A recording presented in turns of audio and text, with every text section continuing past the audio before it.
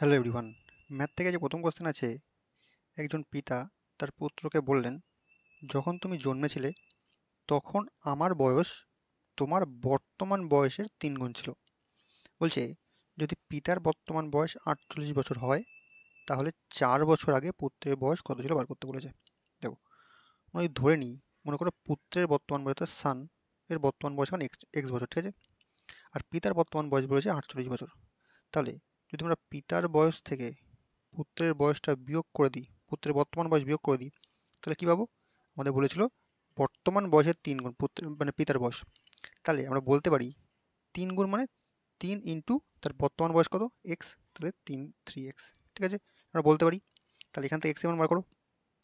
তাহলে এখানে হয়ে যাচ্ছে এক্সের অপোজিশনে গেলে হয়েছে 4x হয়ে যাচ্ছে, ইজিক্যাল টু 48। তাহলে এক্স ইজিক্যাল টু 4×12 = 48। তার মানে পুত্রের বর্তমান বয়স এখন কত, 12 বছর। আমাকে জানতে গেছে 4 বছর আগে পুত্রের বয়স কত ছিল। তাহলে এর থেকে 4 বিয়োগ করে দাও।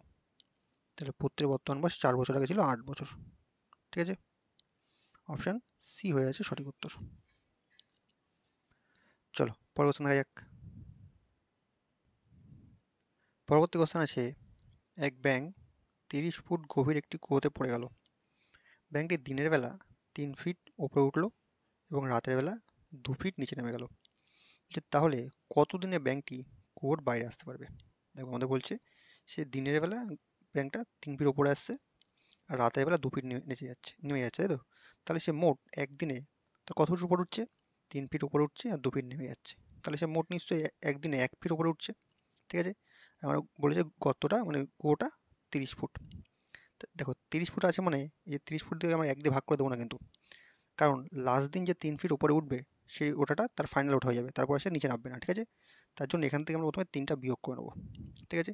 তাহলে আমার থাকবে মোট 27 ফিট। এবার একদিনে 1 ফিট উঠছে, তাহলে 1 দিয়ে ভাগ করে দেবো, তাহলে আমরা মোট পেয়ে যাবো 27 দিন, ঠিক আছে। এই 27 দিন আর লাস্ট যে 3 ফুট উপরে উঠবে একদিনের জন্য, সেই একদিন এখানে যোগ করে নেবো, ঠিক আছে। টোটাল হয়ে যাবে আমার 27 আগে 28 দিন, ঠিক আছে। তাহলে ব্যাংকটা মোট 28 দিনে কুয়োতে বাইরে আসতে পারবে। অপশান ডি হয়ে যাচ্ছে আমার সঠিক উত্তর। চলো পরের কোশ্চেন দেখা যাক। পরবর্তী কোশ্চেন আছে, একটি ট্রেন যাত্রা শুরু করে 540 জন যাত্রী নিয়ে। প্রথম স্টেশনে যাত্রীদের 1/9 অংশ নেমে যায় এবং 24 জন নতুন যাত্রী ট্রেনে ওঠে।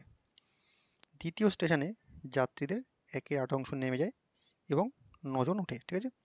তাহলে কতজন যাত্রী নিয়ে ট্রেনটি তৃতীয় স্টেশনে পৌঁছাবে? প্রথমে ছিল 540 জন, ঠিক আছে, তার থেকে নেমে গেছে কজন? নেমে গেছে 1/9 অংশ। আচ্ছা, 1/9 থেকে আমরা যদি 1 থেকে 1/9 বিয়োগ করি তাহলে বাকি থাকে কত? তাহলে ট্রেনের থেকে যায় আর মোট হচ্ছে 8/9 অংশ লোক ট্রেনের থেকে যায়, ঠিক আছে। টোটালি থেকে যাচ্ছে, তাহলে কত?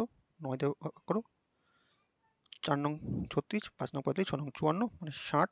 60 ইন্টু 8 করলে 6 8 48, 480 প্লাস 24 জন উঠছে, প্লাস 24 করে দাও, তাহলে আমার হচ্ছে কত? 504 জন, ঠিক আছে। তাহলে প্রথম স্টেশন থেকে যখন দ্বিতীয় স্টেশনে যাচ্ছে তখন কী হচ্ছে? 504 জনকে নিয়ে যাচ্ছে। তাহলে পরবর্তী স্টেশনে এই 504 জনের থেকে কতজন নেমে যাচ্ছে? 1/8 অংশ নেমে যাচ্ছে, তাহলে বাকি থাকছে ক অংশ? 7/8 অংশ বাকি থাকছে, ঠিক আছে। তাহলে 8 দিয়ে কাটলে কত থাকছে? 8 দিয়ে কাটলে 6 8 48, 2 24, 3 8 24, ঠিক আছে। 7 দিয়ে গুণ করলে 3 7 21 1, আর থেকে 2, 6 7 42 আর 2 44, 441 জন থাকছে। আর শেষবারে উঠছে কজন? 9 জন, ঠিক আছে। তাহলে প্লাস 9 করে দাও, তাহলে হয়ে যাচ্ছে 450 জন। তাহলে দ্বিতীয় স্থান থেকে তৃতীয় স্টেশনে যাওয়ার সময় ট্রেনে মোট 450 জন যাত্রীকে নিয়ে যাবে, ঠিক আছে। 450 অপশান বিতে আছে, অপশান বি হয়ে যাবে সঠিক উত্তর। চলো পরের কোশ্চেন দেখা যাক। পরবর্তী কোশ্চেন আছে, 24 জন ছাত্র এবং একজন শিক্ষকের গড় বয়স 15 বছর। যদি শিক্ষককে ওই গোষ্ঠী থেকে বাদ দেওয়া হয় তাহলে গড় বয়স 1 বছর কম হয়, তাহলে শিক্ষকের বয়স কত? তো 24 জন ছাত্র, একজন শিক্ষক, তাহলে মোট 25 জন। তাহলে 25 জনের মোট বয়স কত? 25 ইন্টু গড় বয়স 15 ছিল, ইন্টু 15 করে দাও, তাহলে মোট বয়স পেয়ে যাবো 5 75 5 থেকে 7, 15 থেকে 30 আর 7 37, এত, ঠিক আছে। এবার বলছে শিক্ষককে ওখান থেকে বাদ দিয়ে দিয়েছে, তাহলে থাকছে কজন? আগে ছিল 25 জন, এবার থাকছে 24 জন। তাহলে গড় বয়স 1 বছর কমে যাচ্ছে, আগে ছিল 15, এখন হয়ে যাবে 14। 4 14 56 6 থেকে 5 14 28 আর 5 33, ঠিক আছে। এটা বিয়োগ করো, শিক্ষকের বয়স পেয়ে যাবা। 9 আর 6 15 5 থেকে 1 4 আর 3 7, তাহলে শিক্ষকের বয়স হয়ে যাচ্ছে 39 বছর, ঠিক আছে। অপশান বি হয়ে সঠিক উত্তর। চলো পরের কোশ্চেন দেখা যাক। পরবর্তী কোশ্চেন আছে, একটি পরীক্ষায় 52% ছাত্র হিন্দিতে এবং 42% ছাত্র ইংরেজিতে অকৃতকার্য হয়, মানে ফেল করে। যদি 17% ছাত্র উভয় বিষয়ে অকৃতকার্য হয়, তাহলে কত সংখ্যক ছাত্র বলছে উভয় বিষয়ে পাস করেছে তা বার করতে বলেছে। তো সবসময় আমরা ভেন ডায়াগ্রাম দিয়ে করলে খুব সহজে অ্যান্সার বেরোবে। দেখো, একটা করলাম আমরা হিন্দির জন্য আর একটা ইউজ করলাম ইংলিশের জন্য, ঠিক আছে। এটা হিন্দি, এটা ইংলিশ। আমাদের বলছে হিন্দিতে ফেল করে কত 52% আর ইংলিশে ফেল করে 42%, ঠিক আছে। আর উভয় বিষয়ে ফেল করে কত 17%। 17% করে মাঝখানে রাখি, তাহলে এইটুকু জায়গা কী হয়ে যাবে, 52 থেকে 17 বিয়োগ করো। 52 থেকে 17 বিয়োগ করলে হয় 5 আর 7 5 12, থেকে 1 2 আর 3 5 35%। আর এখান থেকে 17 থেকে 42 বিয়োগ করলে 7 5 12 2 থেকে 1 2 আর 2 4 42%, ঠিক আছে। তাহলে টোটাল ফেল কত, এইটা এটা এই তিনটা যোগ করো, 25 আর 35 যোগ করলে হয় 60, 60 আর 17 77, তাহলে টোটাল ফেল 77%।